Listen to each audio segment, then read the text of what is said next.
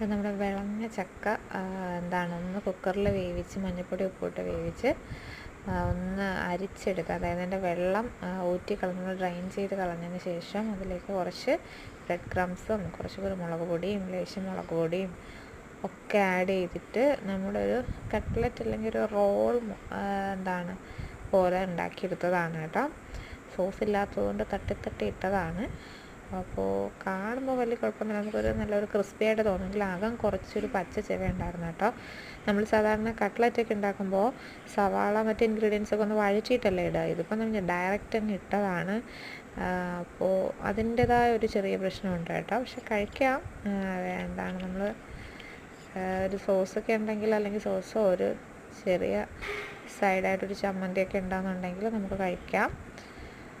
അപ്പോൾ എനിക്കൊരു 70% ഇഷ്ടപ്പെട്ട്. അപ്പോൾ ഇതിൻ്റെ ഫുൾ വീഡിയോ ഞാൻ വീഡിയോസിൽ ആഡ് ചെയ്യുന്നുണ്ട് കേട്ടോ. അപ്പോൾ